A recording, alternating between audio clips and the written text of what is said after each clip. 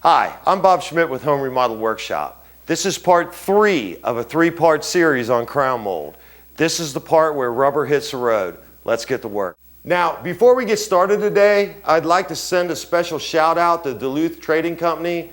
They sent me some nice workwear. They've seen some of my work I did on their products in the past, and apparently they wanted to show their appreciation.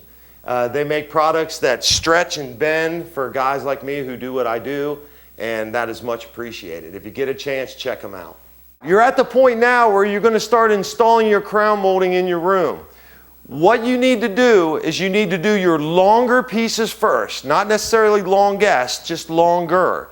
That way, if you make a mistake on a longer cut, it's not the very last cut at the end of the room, causing you to make additional splices in your room. That's not necessary. That'll lessen the quality of the job. Or if you run out, you may end up having to make a trip back to the lumber yard. When installing your first piece, what you're going to do is you're going to come over to this bottom corner mark, and you're going to put your tape right at that bottom corner mark. You're going to have someone hold this here for you, and you're going to go all the way over, and you're going to measure tight against the bottom corner on the other end of the wall. When you're doing coping, your first cut is going to be a square to square cut. There's no mitering required. All you do is measure it to that tight measurement and go ahead and cut it. I got my piece cut, but it's not quite ready to put up yet. What I'm going to do is I'm going to measure off the wall here, and I'm going to transfer these marks onto my board. And what I'm going to do is at the bottom of my piece of crown. That way I know I have nailing at the bottom here on the wall, and then up here where I have this, where I have nothing to nail to in the ceiling, I know I have the block to nail in. Once you have your board marked for your nailing on your bottom, what you're going to do is you're going to bring this board into your room. If you both try to climb the ladder together, you're going to be tearing up your walls. So you have one lead side and the other guy follows. One guy stays high, the other guy stays low and follows him up to the corner. And let's do it. So I'm going to bring mine up to the corner. I'm going to place it on those marks. I'm going to give this board just a little bit of a flex so that gives him just a little bit room to get up to his marks. And then we're going to gently let it go back. Now, I always set myself up so that my nailer is handy where I can reach it.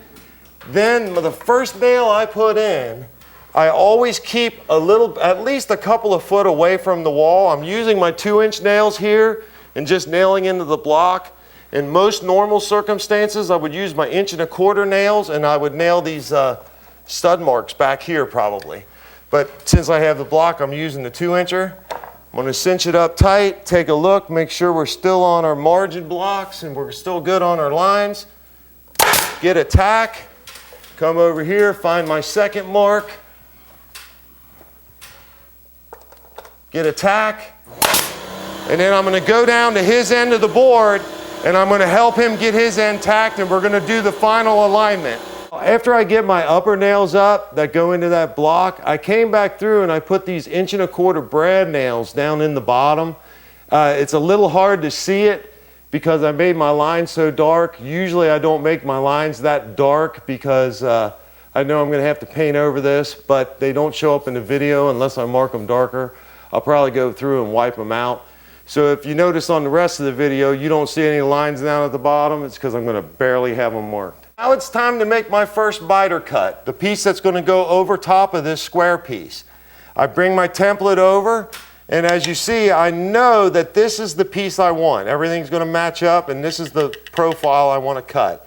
I could even take this piece and put number 1 on it, just to make sure it's the right piece. I'm going to head out to my saw. I'm going to orient this right to get that profile. Now I have my template out here at the saw. I'm cutting outside because I don't want it to get too dirty inside. You can see this little number 1 mark I have here that we marked on the inside. Now I'm going to, and of course this is up, so I have to put that up.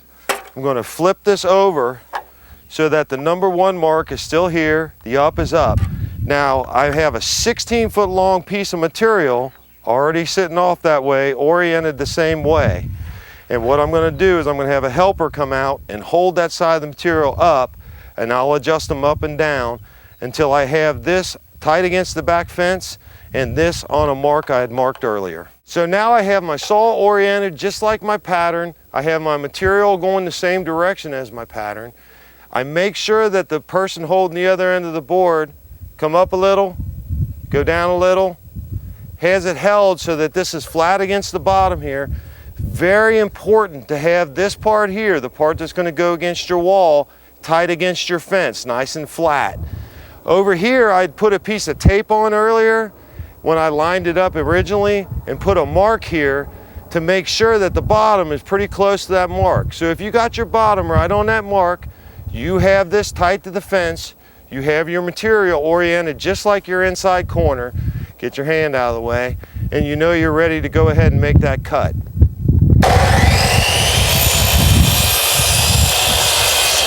Once you have this cut made, you know that this is what you're going to go ahead and cope out when you get in there to go over that square piece of wood in the other corner. But before you do that coping, you got two things to do. Number one is you have to put a splice in on the other end of the board to receive the next piece coming to it. And number two is you need to hook a tape on here and transfer those stud marks on the wall and on the ceiling onto this board so you know exactly where your nailing is when you get it inside. On the other end of my 16-foot board, I need to put a splice because this wall is much longer than 16 foot. I always make the splice so that the new board coming into it to finish off the wall lays over top of this. That way it's a little bit easier versus trying to tuck it in behind to adjust the measurements and sneak up on that cut. I miter my boards, or I splice my boards a little differently than most people. I like standing them up straight. This is the bottom profile of the board, it's still up. I like standing it up straight and cutting the miter this way and making sure I'm flat on the table. And that way, when the next board comes into it, all I have to do is stand it up exactly the same way, put the same splice on it, and it should match up exactly with this cut I'm going to make right now.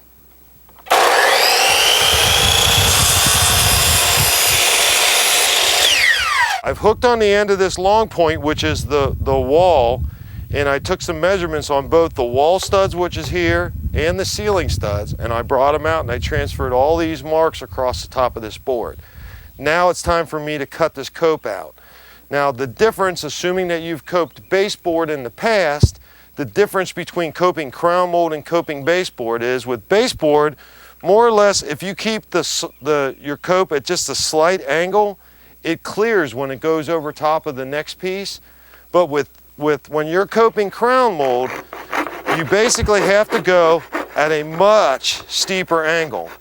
You take your time, you hang on the profile, and basically you keep it at a very steep angle. You're going to want this board to actually cut into the square board that you have up.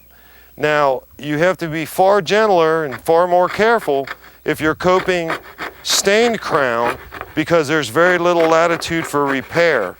But when you're working on painted work, generally a teeny bit of caulk or a little bit of a tap with a piece of wood will crush this sharp edge right into the square piece. Sorry folks, we ran a little long on this one. There's going to be 4 parts to this video. We'll see you on the next one.